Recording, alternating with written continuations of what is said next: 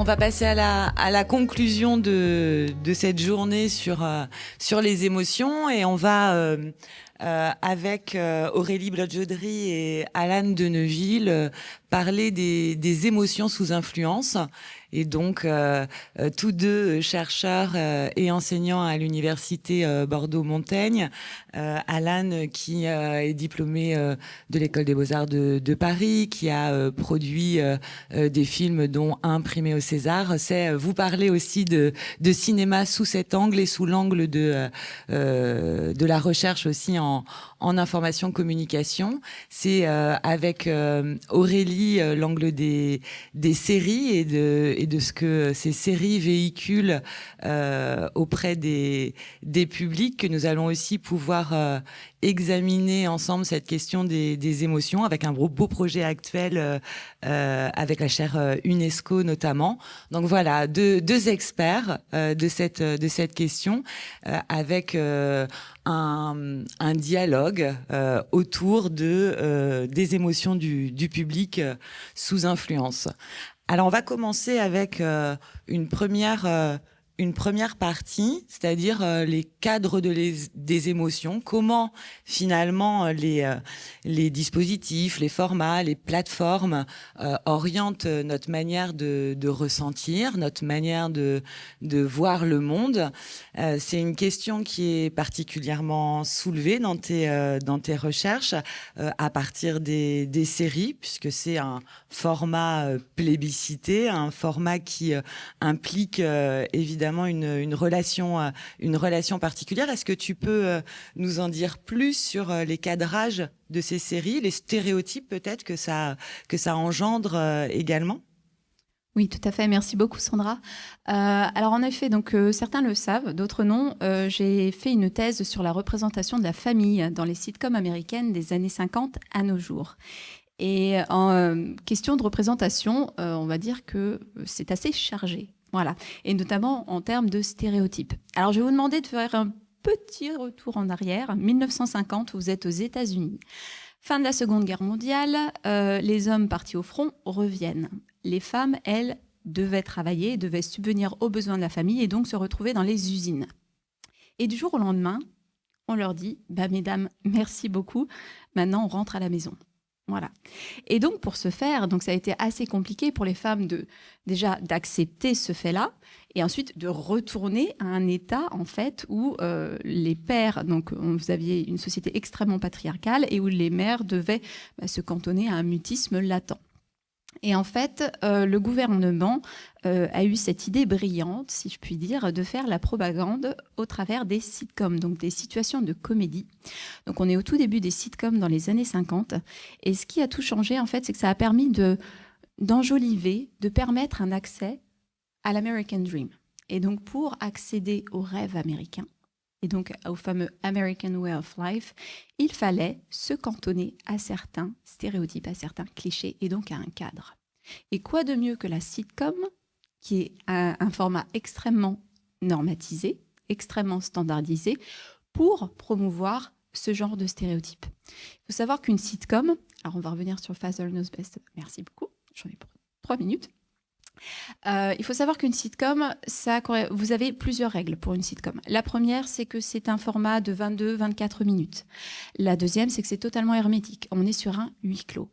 Et la troisième, vous avez un fonctionnement tripartite, c'est-à-dire que vous avez une situation initiale, vous avez ensuite un élément perturbateur et enfin un dénouement qui vous ramène à la situation initiale. Ce qui vous permet de suivre n'importe quel épisode de n'importe quelle saison à n'importe quel moment. C'est le cas de la série Friends que vous connaissez peut-être. Voilà, sitcom Friends. Ici, pour Father Knows Best, donc il faut savoir qu'elle a été créée tout spécifiquement au début des années 50. C'est une sitcom qui est restée plus de 8 ans en diffusion, d'accord, 8 années. Et donc, les familles américaines vivaient littéralement avec cette famille sitcomielle. Alors, le titre de la sitcom, c'est Father Knows Best. Autrement dit, papa c'est mieux que tout le monde. Et surtout, papa c'est mieux que maman. Pourquoi ? Parce que Father knows best, qui veut dire Mother knows less. Donc là, ce qui est intéressant, vous le voyez sur la petite photo qui est juste derrière vous. Si vous en faites une petite analyse sémio très très rapide, vous voyez que tous les regards sont fixés sur le papa. D'accord? Et en fait, la mère qui est située à droite pour vous, donc à sa gauche, si vous regardez bien, elle est au même niveau que les enfants, voire un tout petit peu en dessous que la fille aînée, en fait. Et ça, c'est fait exprès.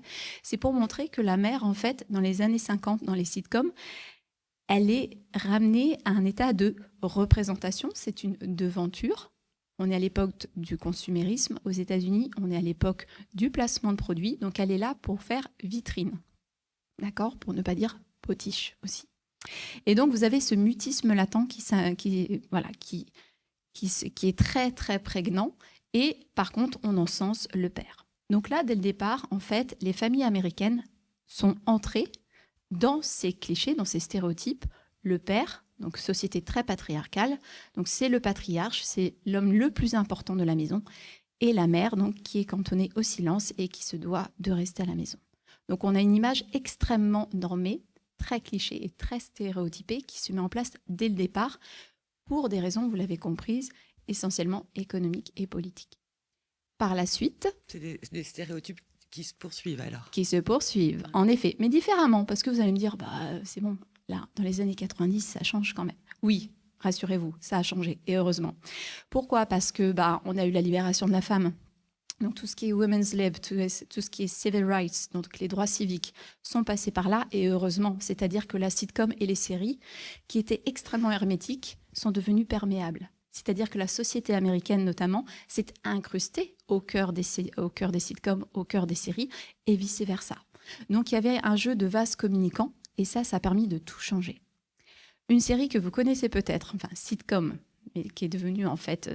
la sitcom plébiscitée dans le monde entier pendant plus de 10 ans, c'est Friends. Donc Friends, ça marche toujours. Alors on va me dire, en fait, il n'y a plus de normes. Certes, il reste les normes donc, du cadre normatif de la sitcom, mais au niveau des normes patriarcales, enfin, voilà, on n'est plus là-dedans. En effet, on n'est plus sur ces stéréotypes-là. Mais si vous creusez bien, est-ce que vous avez déjà vu un personnage afro-américain dans Friends? En tout cas, pas dans les personnages principaux. On a une notion d'homosexualité avec l'ex-femme de Ross. Je ne sais pas si certains, voilà, pour qui ça fait écho, mais c'est brièvement balayé. Ou alors c'est un peu moqué. C'est surtout pour se moquer de Ross, en fait. C'est très ciblé. Et au final, si vous regardez bien, ça apporte d'autres standards, d'autres normes. C'est-à-dire que si on veut vivre comme la petite équipe de bande d'amis, là, qui fait un peu rêver, il faut être un trentenaire, il faut vivre au plein cœur de New York, donc avoir un certain niveau de vie. Et puis surtout, il faut être blanc. Donc, on a eu tendance à glisser vers ce qu'on appelle les minorités invisibles. Et donc, ce qu'on ne voit pas n'est pas considéré comme la norme. Et donc, émotionnellement parlant, ça peut créer des choses. Et donc là, encore une fois, on cadre. Et si on part un petit peu maintenant sur les émotions des jeunes, donc ce qu'on appelle les teen series. Donc, vous avez une première série sur laquelle va rebondir après Alan, qui est Dawson's Creek. Peut-être que vous connaissez un petit peu, mais bon, c'est il y a très longtemps, plus de 20 ans, toute ma jeunesse. Donc, Dawson, ce qui est intéressant, c'est qu'on est face à une représentation de la jeunesse extrêmement édulcorée, très verbeuse. On parle beaucoup dans Dawson. Pourquoi j'ai pris cet exemple-là? C'est parce que Dawson est fan de Spielberg et qui veut faire absolument des études de cinéma. Et c'est intéressant parce qu'il interprète toutes ces émotions justement à travers les films de Spielberg. Et donc c'est très très verbeux. C'est aussi extrêmement hétéronormé, hormis un petit exemple dont Alan va vous parler. Donc petit spoiler, mais je n'en parle pas plus.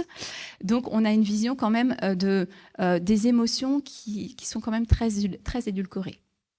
La première fois, par exemple, ne va jamais être visible à l'écran. Par contre, elle va être beaucoup textualisée, intertextualisée, contextualisée. Enfin voilà, il y a toute une réflexion sur la première fois, mais rien ne sera montré à l'image. Là, on passe du tout au tout.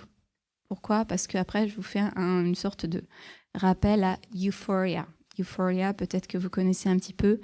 Ça, c'est la claque émotionnelle toute puissance. Ce qui est intéressant avec Euphoria, c'est que là, justement, le cadre normatif et les stéréotypes, tout est brouillé. On brouille les pistes. Et ça, c'est très, très intéressant au niveau, justement, scénaristique, mais aussi esthétique, la manière dont c'est représenté. Ce qu'il faut voir avant tout, c'est que Euphoria, on peut considérer, du coup, que comme il n'y a plus de normes, On part sur quelque chose d'assez révolutionnaire, mais pas tant que ça. Pourquoi ? Parce qu'il reste quand même un cadre au niveau de l'hypersexualisation. Donc on a une hypersexualisation des corps et surtout on a une certaine esthétisation de la souffrance, voilà, de la souffrance des jeunes qui est représentée à l'écran. Et ça reste quand même extrêmement normé, extrêmement cadré. C'est quelque chose que que tu étudies sous aussi l'expression des cadres de l'empathie. Est-ce que c'est quelque chose qui te parle sur ces séries, une manière d'orienter un regard, une vision du monde, ou en tout cas de la société dans laquelle on a l'impression de vivre quand on regarde ces séries. Alors après, ça dépend effectivement de qui regarde, j'imagine aussi. Hein. Là, on parle Friends, évidemment, je partage. On est certainement un certain nombre à partager ici. Je ne sais pas si sur les 2 autres séries, c'est le cas. Tiens, peut-être juste pour savoir, avant de continuer, est-ce que Dawson, ça parle à tout le monde? Il y a plus de 30 ans. Ouais, voilà. Et Euphoria, par exemple? Il y a moins de 30 ans. Ah, ben voilà, c'est tout à fait simple comme découpage. Donc oui, pour reprendre, merci. Pour reprendre, Alan, toi, qu'est-ce que tu en dis de ce cadrage? Oui, moi je travaille, déjà bonjour à tous et à toutes.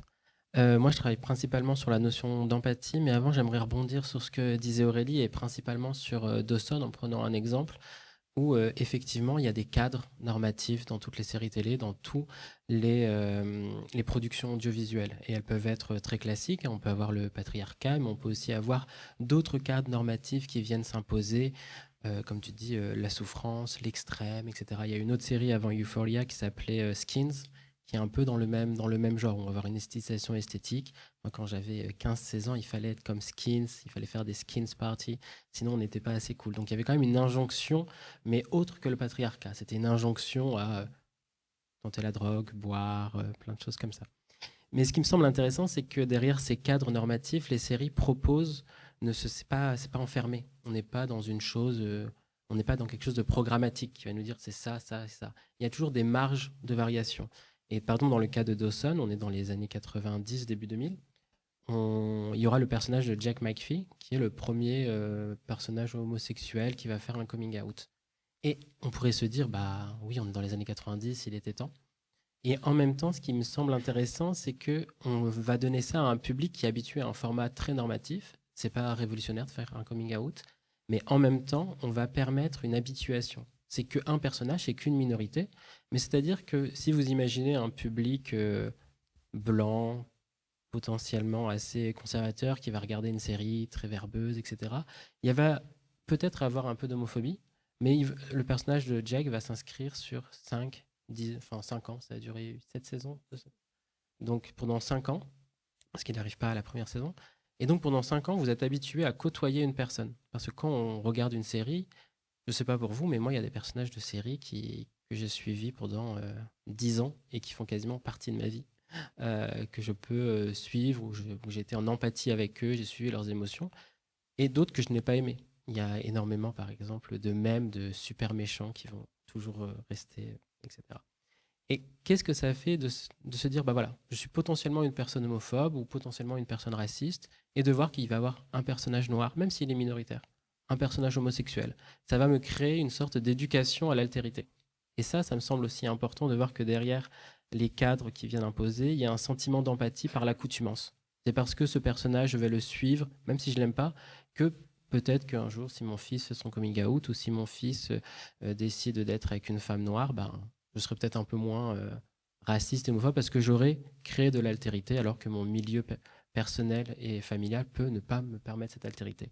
Donc la production culturelle permet aussi le fait de côtoyer une altérité qui me semble importante.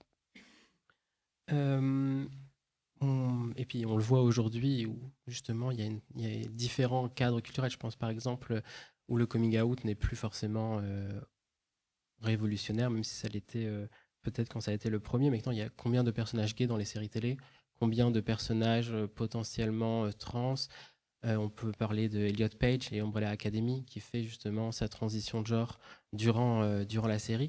Donc, même, on voit que les séries télé deviennent des des moteurs politiques venant diffuser un certain nombre de valeurs politiques, de valeurs d'identité, comment on peut avoir différentes identités.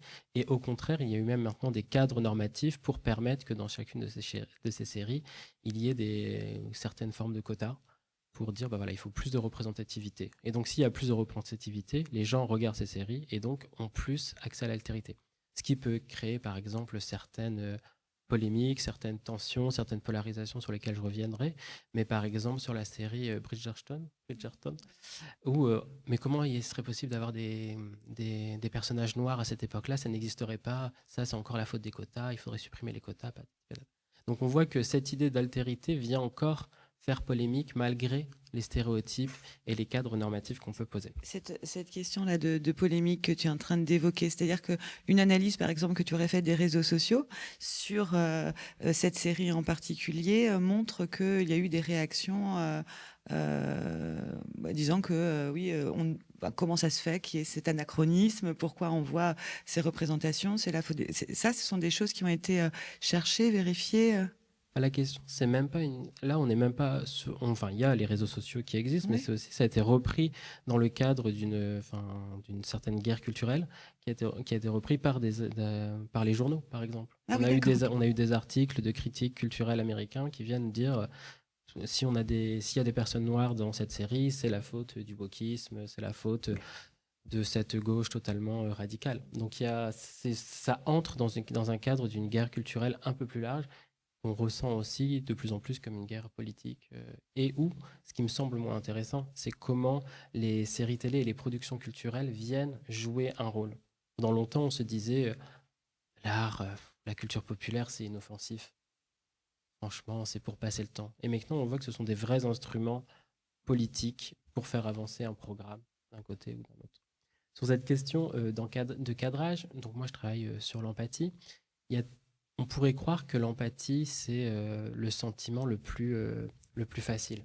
On est tous un peu empathiques avec quelqu'un. Qu'est-ce que veut dire être empathique? C'est, je vois quelqu'un, j'estime qu'on a une condition humaine similaire, ce qu'il ressent, moi, je pourrais le ressentir. Si cette personne a mal, j'ai mal pour lui. Je suis dans la compassion, c'est-à-dire que je souffre avec lui, je partage ses émotions. On pourrait se dire que c'est simple, on est empathique de tout le monde parce qu'on accepte que tout le monde, nous partageons une commune humanité. Seulement, ce serait un peu aller vite en besogne. Nous, je dis nous parce qu'on a fait des numéros de revue avec deux collègues, Julien Bourgeon et Soukaina Minaï. On parle d'empathie sélective, qui devrait être un oxymore. On ne pourrait pas avoir une sélectivité de l'empathie parce qu'on serait empathique avec tout le monde. Cette empathie sélective, c'est essayer de voir comment les médias viennent. Quand je parle de médias, je parle à la fois des journaux, de la presse, des séries télé, viennent mettre en place un certain cadre d'empathie. Avec qui on doit être empathique, comment on doit être empathique. Prendre un exemple un peu pour mettre les pieds dans le plat directement, un peu, ce sera juste avant ça, mais je suis empathique avec ton problème d'appuyer sur le bouton. Mais un exemple un peu phare, un peu polémique, mais pourquoi aujourd'hui, médiatiquement, on est tous orientés avec une empathie sur le conflit israélo-palestinien, alors que le Yémen se fait massacrer depuis 15 ans, le Congo est en train de se faire massacrer, les Ouïghours, on en a parlé à un moment et on en parle de moins en moins. Comment les médias viennent mettre en place un cadre d'empathie et viennent mettre en place un agenda sur qui on doit être empathique. Cela passe dans un autre côté qui n'est pas forcément qui n'est pas sur le conflit israélo-palestinien, mais dans les séries télé, avec qui on peut rentrer en empathie et avec qui on va rentrer en désempathie. Là, on parle de 24 heures chrono. Mais est-ce que ça veut dire est-ce que ça veut dire qu'on rend visible ou invisible, ou plus que ça encore, c'est-à-dire qu'on décide de cadrer positivement ou négativement une partie de la population, par exemple? C'est exactement ça, en fait. C'est les deux. C'est à la fois, on peut rentrer en empathie que parce qu'on voit. Si on me parle pas si on vous parle pas par exemple du Yémen, je pense que vous n'êtes pas en empathie avec tous les massacres qui s'y passent parce que vous ne savez même pas qu'ils existent. Donc ça peut être ce qu'on montre et ce qu'on montre pas, mais aussi quand on montre, et là c'est vraiment une question filmique, comment on le montre. Un des exemples, ça a été donc 24 heures chrono. Qui connaît 24 heures chrono? Qui a plus de 30 ans? 24 heures chrono est une série très intéressante parce qu'on est juste après le 11 septembre 2001. Qui connaît le 11 septembre 2001? Ça va. Où il y a eu des tours et en fait, après, il y aura justement la guerre en Afghanistan, la guerre en Irak, la guerre en Irak, puis en Afghanistan, et la lutte internationale contre ce que George Bush a appelé l'axe du mal, c'est-à-dire les terroristes et plus ou moins les pays musulmans. 24 heures chrono est assez intéressant parce que c'est l'histoire de Jack Bauer qui, pendant plusieurs saisons, avec un dispositif cinématographique assez intéressant, chaque saison faisait 24 épisodes d'1 heure. Et on suivait sur 24 épisodes la journée de Jack Bauer, ce qui était un autre temps où les saisons avaient 24 épisodes déjà, et un autre temps d'une journée, mais qui était diffusée une fois par semaine. Donc en fait, on suivait une journée sur 24 semaines, ce qui était un peu ahurissant. Et là où c'est intéressant, c'est comment on a mis en place une désempathie. Empathie, je ressens avec la personne. Désempathie, je me déconnecte de cette personne, je ne reconnais pas cette humanité commune. Et donc, ce sont toutes les scènes de torture, parce que Jack Bauer doit sauver les États-Unis à chaque saison, contre principalement les terroristes, souvent avec des patronymes arabisants. Des scènes de torture, où la façon dont c'est filmé, on se dit, il a raison, il faut les torturer parce qu'il faut sauver les États-Unis. Et donc, comment, à travers des processus filmographiques, on arrive à se dire, c'est pas grave si on les tue, c'est pour le bien commun. Et donc ça, qu'est-ce que ça fait dans une Amérique, aux États-Unis, post-2001, dans une guerre contre l'Irak, la représentation culturelle, qu'est-ce qu'elle vient jouer? Et c'est ça qui me semble intéressant. Ensuite, ça pose vraiment la question entre ces cadres normatifs, entre ces cadres d'empathique et d'émotion, comment on cadre les émotions et comment on nous dit de recevoir ces émotions-là par le film lui-même. Quelle marge on dispose? Quelle marge on peut aller? Comment on va en faire? Et peut-être que je vais juste finir sur cette question sur laquelle je reviendrai, sur une vraie instrumentalisation des sentiments et des émotions dans les séries télé pour construire une polarisation dans la société. Avec d'un côté des séries à la Netflix, avec énormément de minorités qu'on va montrer, et d'un autre côté, il y a tout un pan de séries que vous connaissez peut-être moins, mais de séries profondément trumpistes, qui ne se regardent pas les unes les autres, avec des valeurs qui sont très différentes, et toutes les deux travaillent sur de l'empathie et de la désempathie. Avec une construction alors consciente, stratégique. Oui. Voilà. Mais en tout cas, dans les deux cas, je pense que ce sont des constructions conscientes. Et on regarde les séries de Netflix. Je pense à une série c'est un peu mon guilty pleasure d'il y a quelques années, qui était Sabrina, l'apprentie sorcière, et où justement chaque épisode revendiquait un féminisme avec énormément de messages de oui, mais nous on est des femmes, oui, mais nous on est indépendantes, etc., etc. Donc il y a aussi cette question-là qui est conscientisée à la fois chez les Trumpistes, mais aussi chez des séries Netflix, avec l'idée de travailler là-dessus. Ah oui, et dans les derniers cadres normatifs, malgré tout, il y a eu énormément de séries qui ont montré des personnages de... Parce que là, tu es passé de Dawson à Euphoria, mais il y a eu pas mal... un grand écart. Il y a eu d'autres séries qui ont permis, et une qui me semble, moi, fondamentale, c'est Buffy contre les vampires, qui a été de montrer pendant 7 ou 8 saisons une femme qui va casser la gueule à tous les mecs, et donc qui casse la gueule au patriarcat. Et Joss Whedon, le créateur, qui l'a fait dans les années 90, dit lui-même, c'est une série féministe et j'ai voulu faire une série féministe. Donc qu'est-ce que ça veut dire de varier et de se balader entre ces cadres normatifs et en même temps des créateurs, des showrunners qui viennent faire des choses, et on pourrait parler ensuite de Glee, on pourrait parler plein de choses, mais voilà. Peut-être juste une petite question là, juste sur ce que tu viens de dire. Donc effectivement, quelque chose de l'ordre de la stratégie, de conscient dans la représentation et dans le fait qu'on nous donne à voir ou à ne pas voir, qu'on nous oriente également positivement ou négativement. Mais est-ce que les réactions se font entendre au moment même? C'est-à-dire que là, on l'analyse avec un tout petit peu de recul, pas beaucoup, mais est-ce qu'au moment même de la sortie de la série, c'est perçu comme quelque chose de trop voyant, que la stratégie, elle est claire, elle est peut-être trop claire pour y croire, non? En fait, je pense que ça dépend de quelle série on parle. Par exemple, si on parle de Buffy, on est dans un temps lointain, avant les réseaux sociaux. Donc la réception ne se fait pas tout de suite, mais on a pu escaver des fanzines, des discussions, les débuts d'Internet, après sur le web 1.0, sur des sites sur Buffy où il y a énormément de choses et de livres qui sont sortis. Il y a une série de livres qui s'appelle « Qu'est-ce que ferait Buffy à ma place ?» parce que le personnage de Willow dans Buffy se dit que moi, quand il m'arrive quelque chose dans la vie, je me dis « Qu'est-ce que ferait Buffy à ma place ?» Et donc, c'est devenu une sorte de modèle là-dessus. Et on a vu une réception et des communautés de fans qui sont inscrits. Mais peut-être que tu reviendras plus sur les communautés de fans que moi. Et c'est vu comme des stratégies et en même temps, pas tout le monde n'a les arguments où ça va être de « Ah oui, je vois que c'est une stratégie, mais au fond, bah oui, je suis d'accord. Donc ça me gêne pas et je me reconnais et je trouve ça valorisant. » Il y a une adhésion, oui. Il y a une adhésion, on peut voir la stratégie et y adhérer. Et où on peut ne juste pas la voir et elle n'en reste pas moins efficace. C'est peut-être pour... oui. Oui, moi je voulais juste rebondir sur Buffy and the Vampire Slayer. Ce qui est intéressant, c'est que au départ, il faut savoir que c'était un film. Et le film Buffy, et ensuite vous avez eu la série. Le film a été un flop total. Ça n'a pas du tout fonctionné.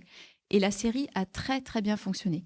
Et je pense que justement, c'était parce que, voilà, avant Netflix, on était encore à l'époque avant Netflix, et c'est le fait d'avoir ce rendez-vous hebdomadaire avec la série qui a créé en fait cette relation avec le personnage et donc qui nous a fait accepter toutes ces notions justement de féminisme. Oui, moi, j'étais ado quand Buffy est sorti. J'avais qu'une envie, c'était de savoir faire du taekwondo. J'étais à fond. Pourquoi ? Parce qu'elle entrait dans mon quotidien. Et donc, très clairement, ça me donnait aussi envie de m'engager sur ces questions-là. Donc, il y a vraiment, encore une fois, ce jeu de vase communicant. Et la série, on va dire le grand pouvoir de la série, c'est que ça reste un rendez-vous. Le fait de ne pas avoir juste un one-shot comme un film, le fait de pouvoir vraiment entretenir cette relation avec les personnages change le tout. À rajouter là-dessus, sur toute question de rendez-vous, un des personnages de cette série, ça va être le personnage de Willow, qui est un peu une nerd introvertie pendant 3 saisons et qui, à la 4e saison, devient lesbienne. Et justement, ça permet aussi de se dire, voilà, on s'est habitué à elle, elle était très attendrissante et à un moment, il y a une sorte d'empowerment, d'empouvoirment. Si on fait un néologisme, qui a été de voir qu'en révélant sa sexualité, alors qu'on s'était attaché à elle, à partir de la 4e saison, si on aime le personnage, on ne va pas du jour au lendemain le quitter parce qu'on a eu une sorte d'affection pour elle. Et elle devient une femme puissante, elle devient la femme la plus puissante de la série, plus que Buffy. Et donc il y a des choses qui sont aussi intéressantes et qui passent en sous-main. C'est se servir des émotions pour emmener les spectateurs quelque part.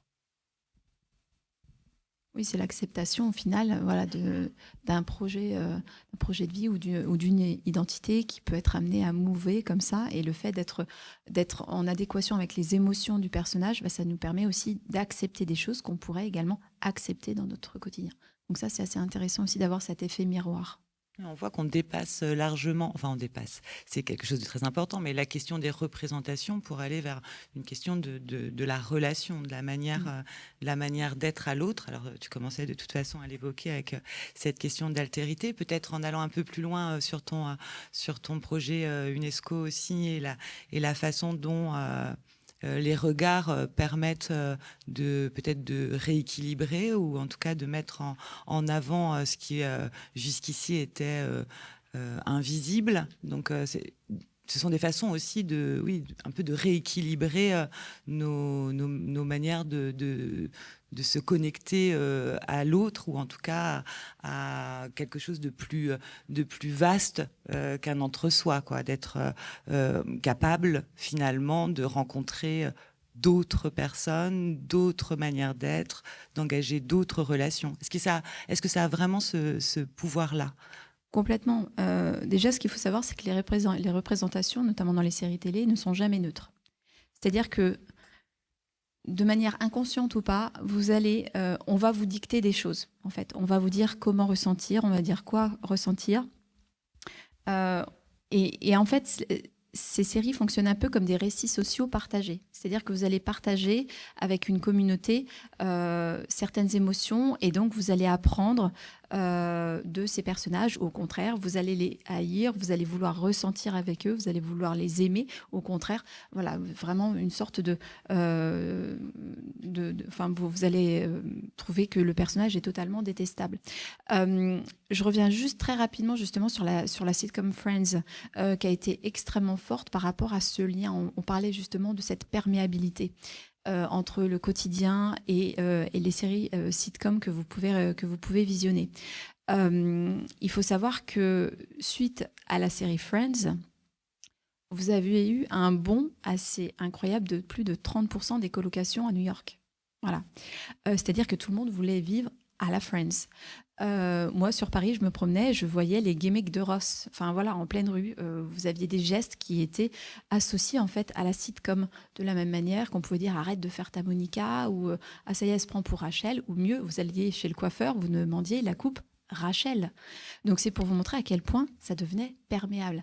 Donc, il y a vraiment déjà cette puissance, en fait, de la série qui peut s'immiscer ici et là dans votre quotidien et donc dans votre vie. Et moi, ce qui m'intéresse là justement sur ce projet avec la chaire UNESCO, que l'on mène avec Lamia Aïdoudi et Rania Aoun, moi en fait, donc notre projet, c'est sur la cohésion sociale et l'égalité des genres dans les médias. Donc Lamia, elle va s'intéresser plutôt au cinéma et au cinéma tunisien. Rania, elle considère plus les réseaux sociaux au Canada, parce qu'elle est basée au Canada. Et donc moi, vous l'aurez compris, je travaille sur les séries télé françaises. Voilà. Et donc moi, c'est surtout la perception des femmes. En fait, je suis et sur cette égalité des genres, à savoir, est-ce qu'on a le même quota en termes de femmes à l'écran ou pas? Et est-ce que au niveau des réalisatrices, productrices, est-ce qu'on est sur quelque chose de plutôt équitable ou pas encore? Donc on est aux prémices, on est à la toute première année de cette recherche, mais j'ai déjà un petit corpus de séries, et donc je vous en ai choisi 2 que vous connaissez peut-être. HPI très certainement, puisque donc ça a fait plus de 50% des parts de marché, donc assez incroyable. C'est donc la série qui a été diffusée sur TF1. Vous aviez eu le dernier épisode hier justement, et donc une série qui a été adaptée aux États-Unis. Donc c'est pour vous dire la puissance de la série. Lorsqu'une série s'adapte aux États-Unis, souvent c'est plutôt bon signe. Et la deuxième série dont je souhaitais vous montrer aujourd'hui, c'est Surface, que vous avez peut-être regardé, qui a été le succès un peu inattendu de France 2 début septembre. Qui est en fait une adaptation filmique du roman éponyme d'Olivier Norek, et donc où Laura Smet incarne une commissaire de police, avec un passé assez douloureux, et qui arrive, donc qui refait surface en fait en même titre que l'intrigue qui se passe, et donc il y a tout un jeu psychologique, il y a tout un travail psychologique qui se fait sur ce personnage qui est une femme extrêmement puissante, qui a aussi ses failles, mais qui reste extrêmement prégnante, et en tout cas qui se positionne avec une certaine supériorité par rapport aux hommes, en tout cas dans la série. Et c'est ça qui est intéressant, c'est que là, on se rend compte que finalement, les femmes qui étaient plutôt cantonnées à des rôles soit silencieux, soit assez muets, commencent parce que ça vraiment au début des années 70, ça commençait à se réveiller un petit peu, mais là, c'est de plus en plus présent à la télévision, on le voit aussi avec HPI. Clairement, elle embarque tout le monde avec sa folie et en même temps son intelligence assez incroyable. Et donc, ça montre des femmes puissantes. Et on se dit que plus on dirige vers cet angle de femmes puissantes, de femmes qui osent des choses, qui s'émancipent également, plus on va accepter, nous, en tant que téléspectateurs, cette vision-là dans notre quotidien. Et donc, que ça va nous paraître quelque chose de normal. Ce qui devrait être normal, mais ce qui ne l'est pas encore pour tout le monde. Je pense qu'avec les Trumpistes, tu pourras faire quelques petits rappels par rapport à ça. Donc voilà, moi, aujourd'hui, mon travail, c'est ça, c'est d'interroger des réalisatrices, des productrices, mais aussi de faire une étude sémiologique de ces séries qui sont de plus en plus importantes et nombreuses, où la femme a un véritable rôle de leader. Voilà. Et ça, c'est assez intéressant pour essayer aussi de changer les mentalités. Oui.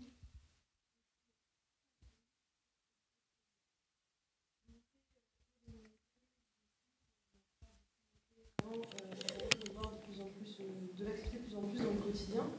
Mais je trouve qu'il y a aussi un souci avec la polarisation des publics qu'on voit beaucoup sur les plateformes notamment. Ouais. Je trouve un peu moins avec, en France sur des séries françaises parce qu'elles vont être un peu diffusées partout quand même, mais notamment sur des plateformes comme Netflix, Disney, etc., qui ont des algorithmes qui sont faits pour nous plaire et que du coup, comme vous disiez, des publics plutôt trumpistes, etc., ils vont voir que des choses qui leur plaisent, alors que des publics qui vont accepter les minorités, etc., ils vont voir ce qu'il faut, et que du coup, au final, ça annule totalement cet effet de justement amener ça dans le quotidien, quoi. Il y a un risque, en effet. Et vous avez totalement raison, on va en parler juste après, de cette notion. On fera passer le micro pour que vos questions soient bien captées. Mais c'était très bien, de réagir en direct sur cette question des polarisations. Ouais, tout à fait, cette question de polarisation, vous le voyez tous, même ne serait-ce que aller sur Internet, vous commencez à chercher quelque chose sur votre téléphone portable, après vous avez des pubs, tout est ciblé. Netflix aussi, c'est exactement pareil. On en parlait, je pense qu'on va en reparler par rapport à toutes ces questions de Trump. Mais oui, forcément, encore une fois, c'est une question de cadre et de normes. Donc en fait, vous allez être cadré, donc vous allez être influencé et on va gentiment vous diriger vers des programmes qui sont susceptibles de vous plaire parce que vous faites partie de telle ou telle partie de la population. Voilà. Mais il n'empêche que parfois, vous pouvez passer au travers du cadre et vous permettre de regarder d'autres séries. Et donc, c'est aussi à vous de fouiller, mais je suis totalement d'accord. En effet, vous avez une sorte de polarisation. Et très clairement, ce cadre, il se recrée, quoi qu'il arrive. Ouais.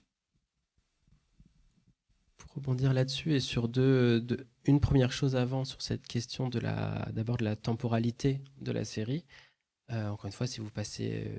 pour montrer aussi qu'il y a eu un changement entre les séries des années 90 jusqu'à 2010 et les séries qui sont arrivées avec Netflix.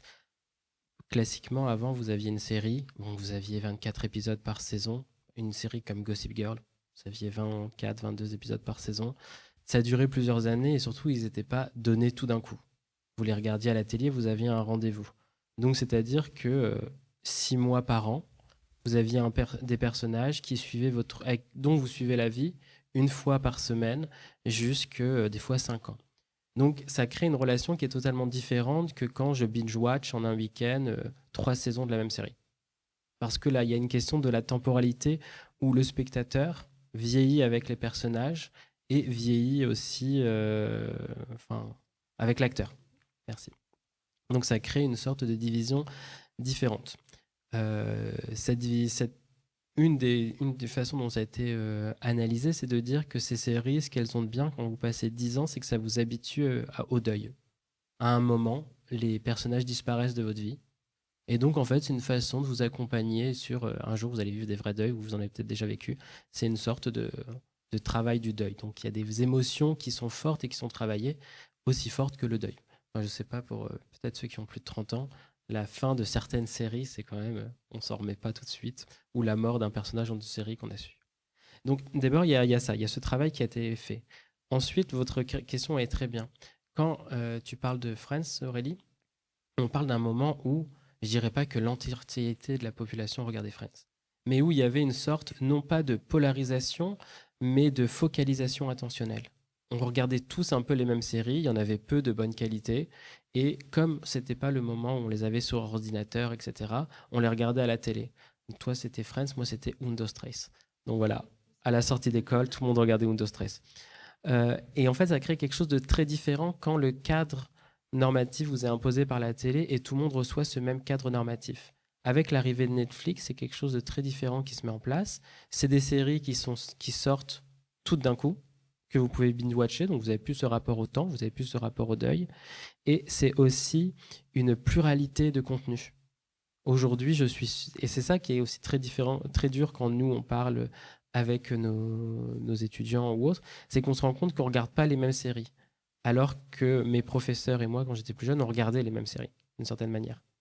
Donc il y a cette pluralité qui se met en place, cette suradaptation à des publics. Vous avez des séries pour les jeunes, vous avez des séries pour les gens de droite, vous avez des séries pour les gens de gauche, vous avez des séries pour les personnes non-binaires, vous avez des séries pour les... je sais pas, il y a plein de choses.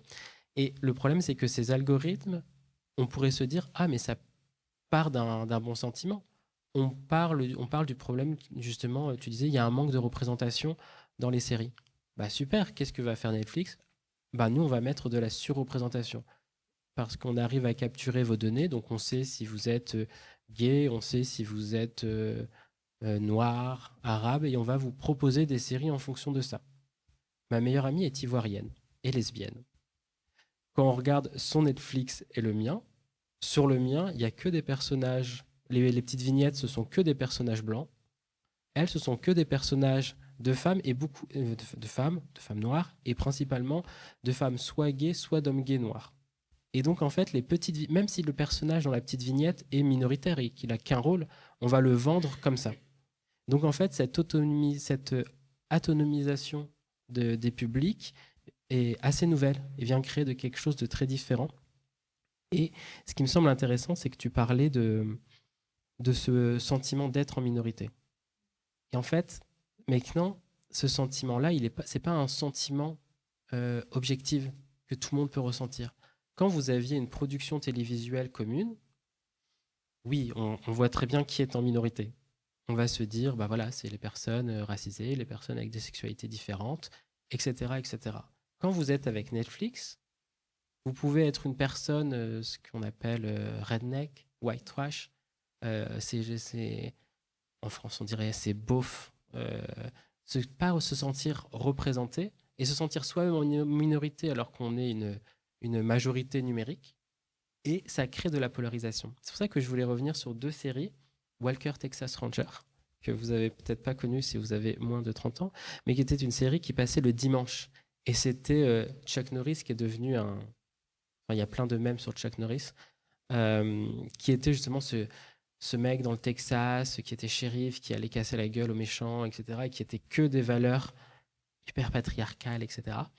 Et il y a eu son revival, une sorte, c'est pas un revival, mais dans la même lignée, Yellowstone, avec Kevin Costner, qui est vraiment la série Trumpiste par excellence.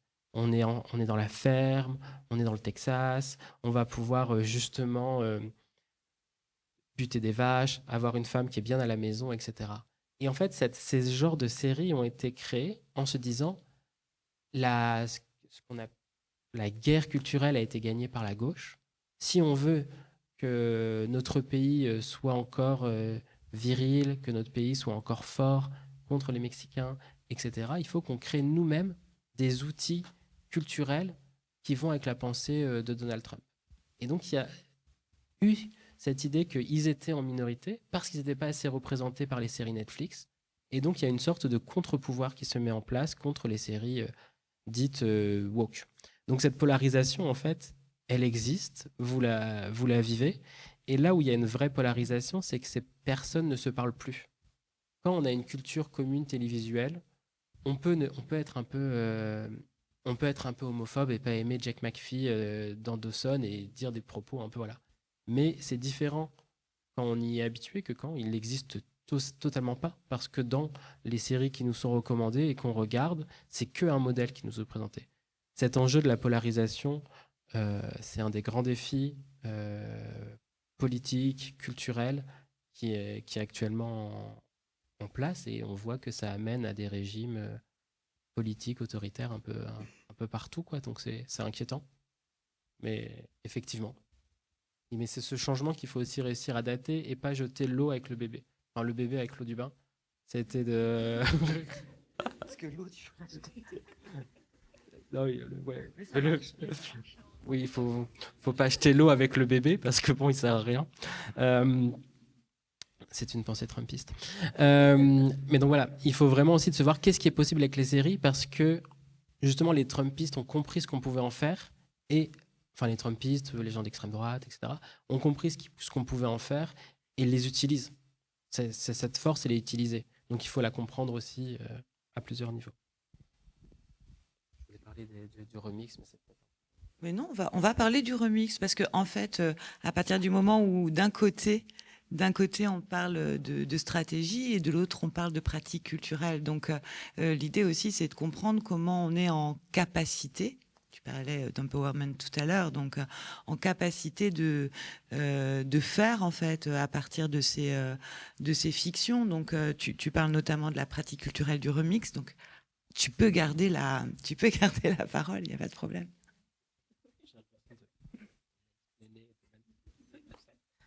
Oui, donc moi en fait j'ai fait une thèse de littérature générale et comparée sur la notion de copier-coller. Et en fait, quand je faisais ma thèse, j'ai rencontré une femme qui s'appelait Gala Hernandez-Lopez, qui elle faisait une thèse sur la capture d'écran. On s'est dit, bon, on est fait pour s'entendre, on va faire des grandes choses. Donc on a beaucoup travaillé ensemble et on a fondé une association qui s'appelait Après les réseaux sociaux. Après les réseaux sociaux avait pour but de comprendre les pratiques culturelles et artistiques. Elle venait de l'école de cinéma, moi je venais des beaux-arts. De comprendre les pratiques artistiques qui réutilisaient des contenus générés par les utilisateurs. Donc en gros, comment on fait un film avec des vidéos qui sont prélevées de YouTube. Comment on fait de la poésie à partir de tweets. Donc on a monté à tout ce projet-là. C'est dans ce cadre-là qu'on a produit son film qui s'appelle La mécanique des fluides, qui était une enquête sur les communautés masculinistes en ligne. Et en fait, c'était un court-métrage documentaire où tout se passait sur l'écran. Enfin, c'était un desktop movie, c'est-à-dire que l'écran de cinéma, c'était l'écran de son ordinateur. Et elle se baladait dedans et elle essayait de comprendre un peu ce que font les communautés incel masculinistes en ligne. Donc, on travaillait là-dessus, sur cette question du remix, qui nous a amené justement... là, après le César, il y a eu pas mal de films, il y a eu pas mal de festivals, il y a eu pas mal d'autres choses, mais avec une volonté de légitimer ces pratiques de remix. Pourquoi j'en parle ? Parce qu'il me semble que le remix, c'est une manière qui peut paraître drôle, un peu... c'est facile de taper sur TikTok, et je suis le premier à taper sur TikTok pour pas mal de choses, mais il me semble que dans le remix, il y a des pratiques culturelles et émotionnelles qui sont intéressantes. Par exemple, quand vous faites des vidéos où c'est écrit POV, point de vue, 2 points, toi quand tu rentres du boulot, ou je sais pas, toi quand ton coloc te dit ça, et que vous mettez une image de série derrière, ou ça peut être un personnage, etc. Qu'est-ce que vous êtes en train de faire ? Vous faites une pratique de remix, mais en même temps, vous faites une analyse sentimentale et émotionnelle de ce passage de la série. C'est-à-dire que vous vous servez de la série comme un objet culturel pour comprendre par miroir ce que vous pouvez ressentir, et vous mettez des mots sur les émotions. Et il y a... Enfin, des mots, vous mettez des images sur les émotions. Il y a 100 ans, il y a à peu près 150 ans, la psychanalyse est créée, et tout le problème, c'est de réussir à poser des mots aussi sur ce qu'on ressent, essayer de disséquer ses sentiments, etc. Pour moi, il y a une sorte de continuation, et je ne dis pas que c'est aussi raffiné dans l'analyse des sentiments, mais il y a quelque chose de très beau de se servir de production culturelle, de personnages qui sont quand même très bien travaillés. Les personnages de série aujourd'hui, c'est un travail émotionnel, de caractérisation, etc., qui est assez fort. On s'en sert comme miroir pour ressentir ses propres sentiments et pour comprendre ce qu'on le ressent. Donc moi, je trouve pas que ce soit anodin, ces pratiques de remix, ça peut aider à pas mal de choses. Ensuite, ce qui me semble intéressant, c'est que la sphère d'Internet et la sphère audiovisuelle de production s'alimentent les unes avec les autres. Vous voyez la série dont il est question ou pas du tout ? Succession ? Non ? Chef-d'œuvre, il faut absolument le voir. Et pour moi, ce personnage-là va permettre d'exemplifier la notion de cringe. Dans le sens où, j'imagine que c'est un mot que vous utilisez, cringe, ça me cringe, c'est cringe, tu es cringe, arrête, c'est cringeant. Qu'est-ce que veut dire cringe ? C'est une émotion que l'on a... Enfin, c'est un mot que beaucoup de gens utilisent dans cette salle, j'imagine. Un mot que beaucoup de gens ont entendu, mais si on vous demande de le qualifier, c'est une émotion, mais c'est très dur de la qualifier. On sera genre... c'est gênant, c'est malaisant, c'est awkward, on aurait pu dire il y a quelques temps. En fait, cette série vient alimenter ça avec ce personnage. Et je pense qu'un jour, j'écrirai cet article sur le fait que l'exemplification du cringe, c'est ce personnage-là. Et en fait, c'est ça qui me semble intéressant, c'est dans ce travail des émotions, comment on peut le mettre en place. Après, je pense que je dirais des trucs sur le cringe, mais peut-être que... Non, je l'ai dit déjà. Non, non, j'arrête. J'ai l'impression de beaucoup trop parler. Oui, non, et donc je laisse le cringe pour l'instant et l'injonction à la norme sociale. Donc derrière ces pratiques de remix non plus, il faut pas être naïf et croire que c'est facile, c'est génial parce que juste les publics peuvent apprendre de leurs émotions, etc. Oui, il y a cette partie-là, mais c'est aussi quelque chose qui a été très bien compris par l'industrie. Et je prends toujours l'exemple, quand j'en parle à mes étudiants, de le Wednesday Challenge. C'est-à-dire ce moment où tout le monde a fait la danse sur Bloody Mary de Lady Gaga en reprenant la danse de la série Mercredi. Est-ce que ça vous parle ou pas du tout? Oui. C'est un projet de com assez incroyable. Vous avez rien à faire, vous vous dites, quelqu'un va lancer ce challenge, il va être viral. TikTok et Instagram ont été inondés de ça. Ça vous fait une pub pour une série, mais avec un investissement proche de zéro.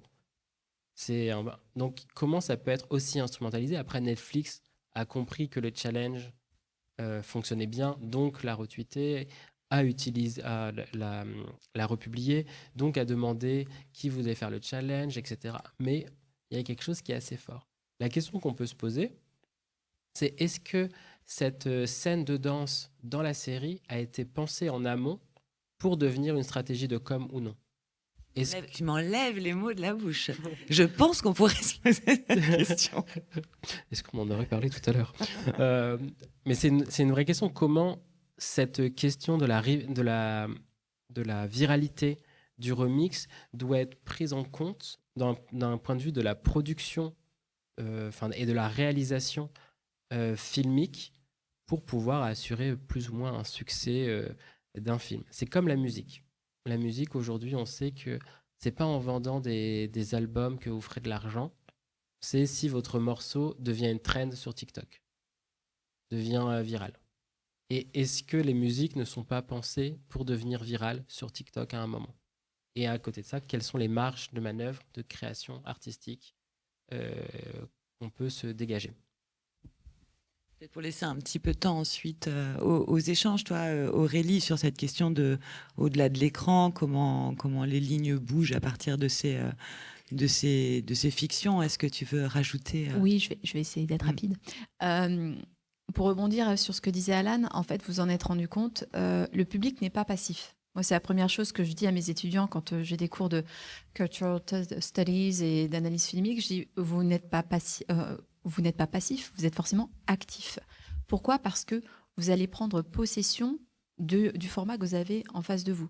Que ce soit une série, que ce soit une sitcom, que ce soit un film aussi, vous allez ressentir des émotions et donc vous allez vouloir soit partager vos émotions, soit justement crier haut et fort que vous trouvez que c'est détestable ou alors que vous adorez et donc vous allez partager avec votre entourage. Donc non, vous n'êtes pas passif. Et ça, les Cultural Studies l'ont bien compris et se sont rendus compte qu'en effet, tout spectateur sait très bien négocier en fait les messages médiatiques. Et ça, il faut bien que vous en soyez conscient et c'est là-dessus que joue le streaming. C'est-à-dire qu'en fait, ils savent très bien qu'à un moment donné, comme vous n'êtes pas passif, comme vous allez réagir, on va lancer le Wednesday Challenge. En tout cas, on va récupérer ça pour en faire notre propre promo. Notre propre, au sens où, comme l'a dit Alan, ça n'a pratiquement rien coûté. Voilà, et ça leur a permis d'avoir une visibilité pour la seconde saison qui était juste hallucinante. On entend quand même que c'est un jeu partagé, un peu conscient. C'est-à-dire qu'on a conscience aussi qu'ils l'ont mis là pour ça. Tout à fait. Ah oui, non, là-dessus. Et justement, j'en viens à cette notion de maturité émotionnelle. En fait, donc on en a parlé tout à l'heure. Avant, c'était vraiment un système de rendez-vous avec la série. Donc épisode par épisode, ça pouvait vous durer une année. Là, je pense à Grey's Anatomy qui est à sa 20e saison. Voilà, ça fait 20 ans qu'on est avec eux et qu'on continue de les suivre. Donc là, c'est un véritable rendez-vous. Lorsque vous avez les plateformes, donc tout ce qui est le mode streaming qui est arrivé, ça a tout chamboulé. C'est-à-dire qu'on ne s'attache plus aux personnages de la même manière, comme l'a dit Alan précédemment. Et donc, il faut trouver un autre moyen d'appâter. Il faut trouver un autre moyen de créer de l'émotion. Et en fait, aujourd'hui, les séries ne se vivent plus, elles se ressentent. Et on le voit notamment avec Euphoria, qui vous met en pleine figure en fait toutes les émotions, mais au niveau filmographique. En fait, on filme les émotions. Il y a une esthétisation qui est là, qui est une esthétique qui est extrêmement prégnante et qui vous fait vraiment ressentir les choses plutôt que voilà, on regarde, on visionne, non, on ressent, on frémit avec les personnages. Et ça, c'est extrêmement important. Et en fait, les plateformes de streaming, avec les plateformes de streaming, c'est développé d'autant plus la notion de fandoms. Vous en avez certainement entendu parler. Fan kingdom, d'accord? Donc le royaume des fans. Alors, c'est pas une idée nouvelle, ça vient des années 60 avec Star Trek, voilà, avec les tout premiers Comic-Cons, voilà, et les réseaux sociaux, forcément, ont amplifié cela. Et donc, il y a deux phénomènes qui vont apparaître. D'une part, une maturité émotionnelle, c'est-à-dire que les gens vont réagir par rapport au visionnage d'un épisode, ça peut être en live, en direct, comme c'était le cas pour Game of Thrones, où les gens réagissaient directement sur YouTube, sur Reddit, sur Facebook à ce moment-là, pour expliquer en fait, ah, t'as vu ce qui se passe, mais c'est pas possible, comment ils ont pu faire ça? Et en fait, cette maturité émotionnelle a permis de développer un sens critique extrêmement affûté et duquel certains scénaristes et producteurs se sont emparés, on va dire, à travers des communautés spécifiques, c'est-à-dire que vous aviez la possibilité, et c'est toujours le cas, vous avez des fenêtres pour écrire à certains showrunners, ça a été le cas pour Game of Thrones, ça a été le cas pour Supernatural et Sense8 notamment, où vous pouviez converser avec le scénariste, avec le réalisateur, pour dire, bah voilà, ça, cette fin-là, j'ai pas trouvé ça super judicieux, par contre, si vous considérez ça différemment, pourquoi pas? Ça peut peut-être enchaîner quelque chose d'intéressant. Et ça a mené, en fait, donc les réactions des fans a mené à d'autres fins, a mené à ce qu'on appelle des shipping, c'est-à-dire que des personnages qui n'étaient pas censés se mettre en couple dans la série se mettent finalement en couple parce que les téléspectateurs l'ont souhaité. Donc c'est pour vous dire qu'il y a vraiment on va dire l'empowerment, c'est-à-dire la prise de pouvoir en fait du téléspectateur sur ces séries-là. Donc une certaine maturité émotionnelle qui se crée là, c'est-à-dire que je ressens des choses, j'ai un besoin de l'exprimer, et en fait l'expression de mes émotions va amener une certaine conséquence, et parfois c'est conséquences au niveau même de la série. Donc ça, c'est intéressant. Donc il y a vraiment une notion au niveau de la réception là qui est à creuser. Et puis parfois, malheureusement, on a ce qu'on appelle aussi les débords émotionnels. Ça, c'est pas nouveau, ça existe depuis les années 50. C'est-à-dire que les gens sont tellement dans la série, dans la fiction, qu'ils croient qu'ils sont vrais. C'est-à-dire qu'ils parlent aux personnages comme ils parlent à leurs frères, à leurs sœurs. Et donc, ils s'imaginent qu'ils existent vraiment. Et donc, ça a été un souci dans les années 50 où avant, on envoyait des lettres de menaces. Il y avait des lettres de harcèlement parce qu'ils n'acceptaient pas telle ou telle réaction du personnage qu'ils croyaient véritablement vivant. Ou alors, on demandait conseil directement à la bonne mère de famille, comment éduquer ses enfants, à June Cleaver, qui était un personnage de fiction. Aujourd'hui, c'est différent, c'est sur les réseaux sociaux, mais ça peut être extrêmement violent. Il y a des showrunners comme ça qui ont décidé de mettre fin à certains contrats de scénaristes parce que c'était plus possible et parce que vraiment, on va dire que le harcèlement, parce qu'il n'y a pas d'autre mot, le harcèlement des fans sur tel ou tel aspect de l'histoire a engendrer en fait le licenciement du scénariste. Et de la même manière, vous avez des acteurs qui sont harcelés parce que ils jouent un personnage que certains trouvent détestable. Donc là, c'est vraiment la limite. C'est-à-dire que parfois la frontière est mince, justement, entre cette maturité émotionnelle et les débordements émotionnels. Donc c'est là où parfois, il est nécessaire justement de remettre un cadre. Merci. Merci beaucoup pour ce, peut-être en tout cas une forme de conclusion. Tu avais envie de rajouter quelque chose? Bon, les questions vont venir, je pense. Mais juste sur cette question de maturité émotionnelle, c'est au niveau du spectateur, mais il me semble qu'elle a aussi à travailler au niveau de la production, de la réalisation, et défendre un truc contre la polarisation, hein, qu'elle soit hyper trumpiste ou autre. Et je pense que les profs qui donnent des cours de scénario doivent le dire, mais travailler l'ambiguïté des personnages, travailler l'ambiguïté des sentiments, travailler cette complexité de l'âme humaine me semble pour moi en tout cas une manière d'apporter une plus-value aux séries face à cette polarisation, de montrer qu'on peut aimer et détester en même temps, que l'on peut on va juste rester sur aimer et détester des choses, et que ça fait partie intrinsèquement de ce qu'on ressent. Et si on met en place un clivage en rejetant je tombe dans la psychanalyse, mais si on fait un clivage où on rejette une partie de ces sentiments-là, en fait, on crée de la polarisation et on crée un mal-être chez les spectateurs qui, où il me semble que justement la production culturelle a cette possibilité d'être vraiment le lieu où on travaille cette complexité, cette ambiguïté des sentiments. Merci beaucoup. Merci.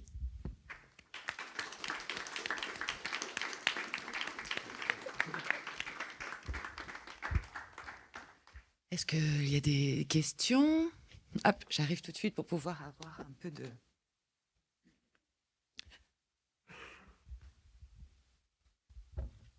C'est pour rebondir sur ce qui vient juste d'être dit, parce qu'en fait, il n'y a pas longtemps, justement, sur Instagram, en réseau social, j'ai vu qu'il y a une journaliste aux États-Unis qui, elle, est d'origine, je crois qu'elle précise pas exactement le pays, mais de pays plutôt vers arabe, et qui, en fait, va aller s'immerger directement dans les partis néo-nazis aux États-Unis, et qui va en fait passer des semaines et des semaines et des semaines et des semaines avec eux, et notamment avec, je crois, le sous-dirigeant du parti, enfin vraiment des gens haut placés dans ce parti-là.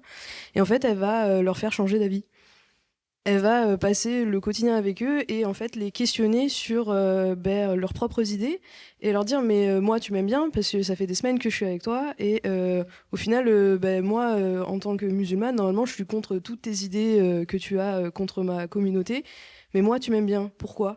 Et elle va mettre en fait, elle va montrer que c'est l'empathie qu'ils ont envers elle qui va montrer qu'en fait leurs idées elles sont pas du tout bien fondées, et on va voir plus tard qu'en fait il y a deux personnes de ce parti-là qui se sont complètement retournées, et il y en a un qui est devenu maître de conférence pour montrer les dérives des extrêmes justement, et le fait que c'est la sous-représentation dans leur public particulièrement et la polarisation des médias en général qui a fait que eux ils ont eu ces idées-là, que aussi leur éducation, la manière dont ils ont grandi, etc., qui a amené la façon qu'ils avaient de penser avant, et que cette expérience-là avec cette femme-là, ça a complètement changé leur vie, et du coup de vraiment de maintenant être défenseur de non plutôt contre les extrêmes. Enfin, j'ai pas le bon mot, mais voilà. Et du coup, je trouve que ça vient vraiment appuyer cette façon que vous aviez de dire que il faudrait peut-être que les séries elles aillent plus sur l'ambiguïté des personnages, sur l'ambiguïté des personnes, parce qu'effectivement,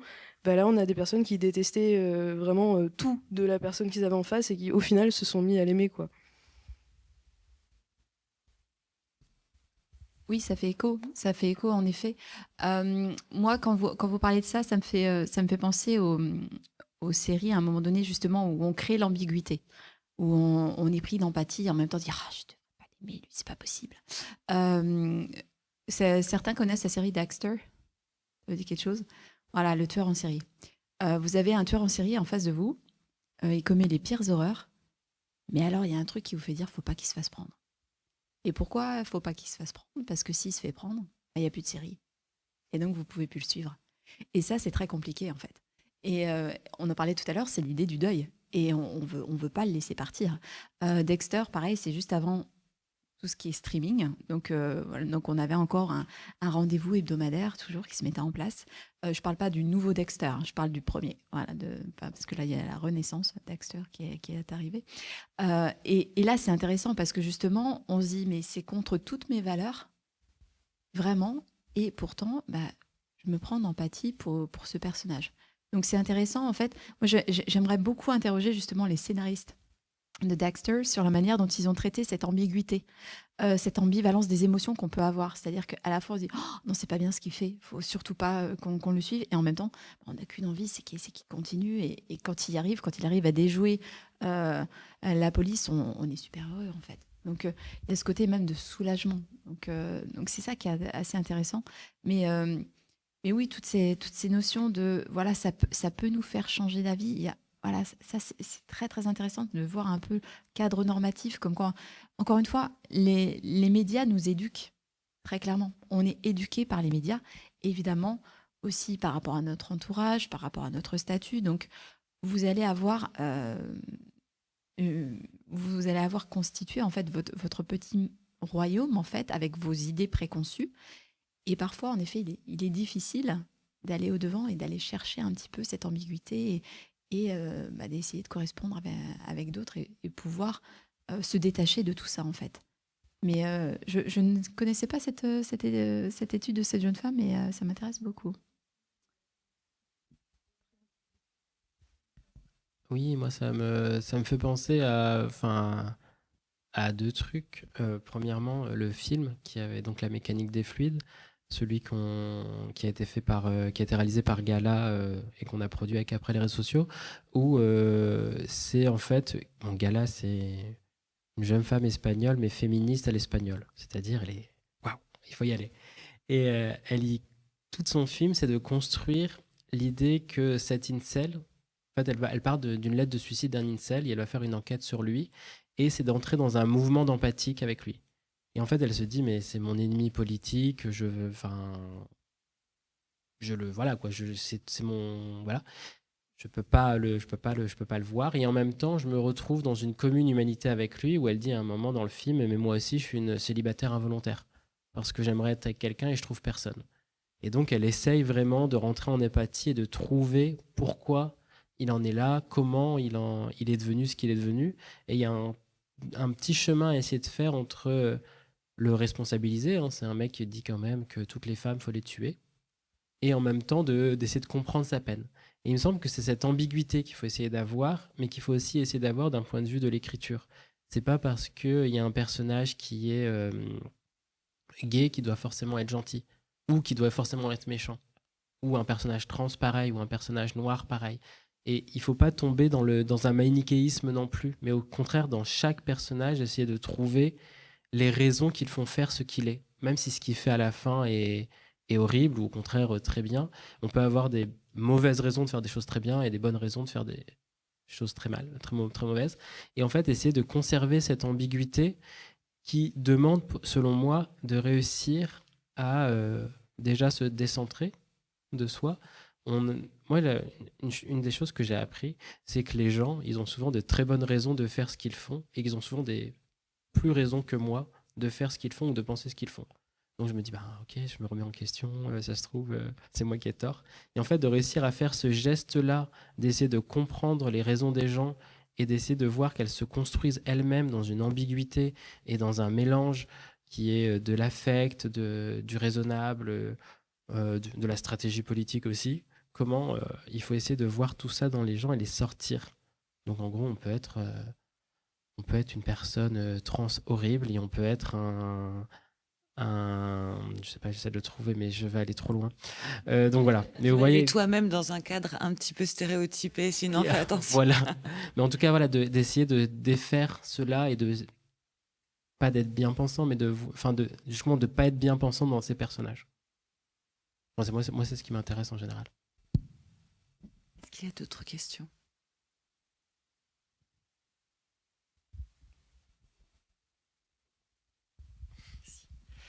Je voulais poser une question en rebondissant sur ce que vous avez dit tout à l'heure sur la nouvelle représentation des femmes dans les séries qui prennent le pouvoir, etc.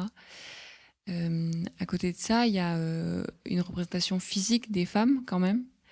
Et je voulais savoir si il y avait pour vous un paradoxe là-dedans sur l'hypersexualisation. Rien que l'image que vous avez montrée à l'écran, elle était hyper parlante, je trouvais. Est-ce que ça sert? Est-ce que ça dessert? Est-ce que ça vient, complexifier le discours? Ou au contraire, c'est juste pour vendre? Voilà, il y a plein de questions autour de cette question-là, donc je voulais avoir votre avis.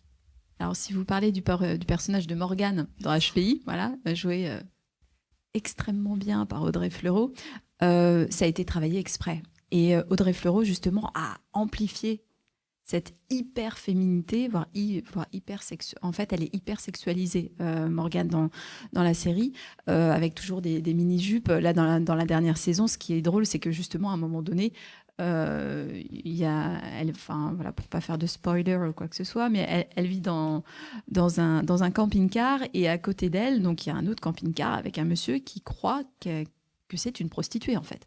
Et elle comprend pas. En fait, elle se dit, mais pourquoi il me dit... dit oui, j'espère que vos clients ils vont pas venir là. Et en fait, elle a dit, mais pourquoi il me dit ça?